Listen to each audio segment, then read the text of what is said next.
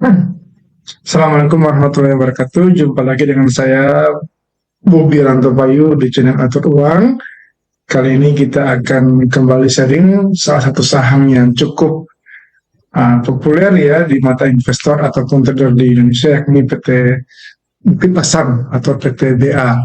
Ya, PTBA ini merupakan salah satu perusahaan tambangnya, BUMN, statusnya adalah BUMN, yakni milik pemerintah Indonesia, dan dia merupakan salah satu tambang batu bara yang memiliki hak konsesi yang terbesar di Indonesia. Ya wajar lah ya, karena dia adalah uh, saham BUMN. Kemudian PT BAI sendiri dia merupakan salah satu saham dividen. Di secara riwayat ya, jadi dia merupakan saham-saham yang sangat rajin ya dalam membagikan dividen untuk setiap tahun kepada para pemegang saham. Ini pun wajar ya, kenapa? Karena dia adalah juga sekali dia karena adalah BUMN, jadi karena sifatnya BUMN maka setiap tahun itu wajib secara apa namanya, secara regulasi gitu ya, itu diwajibkan gitu, kayak semacam ada apa namanya, aturan tidak tertulis ya kepada seluruh perusahaan BUMN itu untuk mampu menyetorkan dividen sebagai penerimaan negara. Sehingga dia bagi teman-teman yang ingin ya untuk berburu saham-saham dividen, maka PTBA merupakan salah satu saham yang cocok untuk dijadikan sebagai koleksi. Oke, kita langsung aja kita lihat ya bagaimana tentang sejarah serta valuasi dari PTBA sendiri gitu. Yang pertama adalah tadi saya katakan bahwa dia merupakan saham-saham yang rajin dividen. Ini kita lihat dari historinya. Saya ambil dari tahun 2009 ya, sampai tahun 2023 kemarin, tahun ini gitu, maksudnya untuk tahun yang kemarin itu dia tidak pernah berhenti untuk memberikan dividen. Kita lihat ya, ini tahun 2009, 2010, 2011 dan seterusnya, itu dia selalu membagikan dividen. Bahkan di tahun-tahun yang dimana kita tahu bersama bahwa kalau sudah lama di pasar modal ya, bahwa beberapa tahun terakhir itu dia batu bara dalam keadaan harga terendahnya gitu, tetapi dia tetap membagikan dividen. Kemudian dari yieldnya kita lihat ya, secara yieldnya memang ya tidak terlalu besar. Karena kita lihat ini dari tahun 2009 hingga tahun 2019 ini tidak pernah menyentuh yield di atas 10%. Tapi nanti tahun 2020 ke sini itu sudah mulai menyentuh yield yang tinggi ya, karena seiring dengan kenaikan harga batu baranya di dunia itu sendiri gitu. Tetapi intinya dia tetap saham ini merupakan saham yang rajin membagikan dividen. Kemudian kalau kita lihat secara apa namanya, secara lebih dalam lagi tentang bagaimana apa namanya itu angka-angka yang terkait dengan dividen, yakni ada earning per share, DPS, dividend per share, dan DPR. Ini maksudnya adalah kita ingin melihat seberapa banyak sih sebenarnya keuntungan yang dihasilkan oleh perusahaan yang kemudian dibagikan dalam bentuk dividen. Karena kalau yield yang tadi kan adalah membandingkan antara dividen per lembar dengan harga penutupannya gitu. Tapi kalau ini kita melihat besar laba yang dihasilkan itu kemudian dibagi dalam bentuk dividen. Nah, kalau kita lihat secara historinya itu DPR-nya PTBA ini itu di kisaran 36 paling rendah ya, tahun 2020 hingga 81,sekian%. Bahkan di 2 tahun terakhir, yakni tahun 2021-2022, itu DPR-nya di atas 100%. Artinya 100% laba itu dibagikan kembali dalam bentuk dividen kepada para investor. Sebenarnya kalau kita menghitung secara rata-rata, ini saya mengeluarkan yang 2 tahun terakhir ya. Ya, saya hanya menghitung yang 36% ke bawah itu saya memperoleh DPR-nya di kisaran 72,15%. Kenapa saya tidak mau memasukkan yang 2 tahun terakhir? Karena ya tidak tidak lazim ya suatu perusahaan membagikan dividen full bahkan lebih, sehingga ini saya sebutkan di dalam perhitungan. Nah, jadi nanti angka ini kita akan jadikan sebagai patokan untuk melakukan valuasi nanti. Nah, bagaimana kondisi fundamental PT BAI itu kalau kita lihat di dalam kuartal terakhir ya, tahun 2023, sejauh ini laba bersih yang diperoleh PTBA itu dibandingkan dengan di tahun 2023 sampai kuartal 3 sebesar 3,7 triliun. Itu kalau kita bandingkan dengan kuartal 3 di tahun yang sama, tahun 2022 gitu khususnya, itu turun drastis, sangat signifikan, di mana tahun 2022 mencapai 10 triliun, tapi di tahun 2023 hanya sebesar 3,7 triliun rupiah. Nah, laba ini itu di kisaran tahun 2021, 2020 dan seterusnya gitu. Artinya dia di kisaran tahun-tahun normalnya, di tahun-tahun yang tidak ada kenaikan harga batubara yang melonjak tajam. Kemudian kalau kita lihat secara tahunan ya, secara tahunan itu bahwa EPS untuk untuk PTBA ini itu secara full year, secara annualized itu diprediksi sebesar 438,17 rupiah. Itu dibandingkan dengan EPS di tahun yang 2022 itu juga turun cukup dalam ya, karena tadi ya yang laba yang turun cukup signifikan, maka EPS-nya juga akan turun dengan dalam, yakni hampir turun 50% lebih. 50% lebih, sehingga nantinya diprediksikan bahwa nilai dividen di tahun ini yang merupakan dividen atas tahun buku tahun lalu, tahun 2023 itu tidak akan maksimal seperti tahun tahun sebelumnya.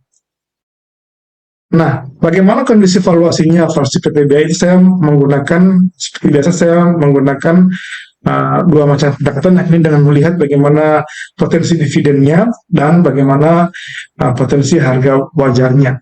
Yang pertama adalah potensi dividennya. Nah, kita lihat bahwa untuk EPS tahun sebelumnya, untuk tahun 2022 itu sebesar 1090,87, DPR-nya itu sebesar 100,29%. Nah, Kamdet-nya di tahun 2023 ini ya, di saat menjelang pembagian dividen tahun buku 2022 adalah sebesar Rp3.700, sehingga diperoleh dengan besaran EPS sebesar 1090 dan harga Kamdet-nya di level 3.700 diperoleh yieldnya sebesar 29,57%. Nah, tapi di tahun ini, tahun buku 2023, itu EPS-nya sampai 2023 kuartal 3 sebesar 28,4, sehingga diperoleh EPS untuk yang annualized-nya sebesar 437,39 rupiah. Nah, dengan menggunakan DPS seperti yang kita sudah hitung tadi di awal ya, bahwa kita menggunakan angka yang di tahun-tahun normal, ini saya menghitung dengan kisaran angka 0,6, artinya 60% dari EPS full year kita bagikan dalam bentuk dividen, itu diperoleh dividen per share-nya di kisaran Rp292,53 per lembar saham. Jadi ini merupakan target dividen untuk PTBA di tahun 2024 ini. Nah, sehingga dengan melihat harga hari ini saat video ini dibuat tanggal 4 Januari sesi 2 di kisaran harga 1.290, maka kita bisa memproyeksikan bahwa dividen yield jika kita beli pada hari ini itu di kisaran 9,9%. Menarik nggak? Sangat cukup menarik ya, artinya lebih tinggi dari deposito. Itu untuk dividen. Kemudian kalau kita menghitung dengan menghitung pendekatan pendekatan PER, saya menggunakan PER secara 5 tahun, itu diperoleh min PER-nya di angka 6,69 kali.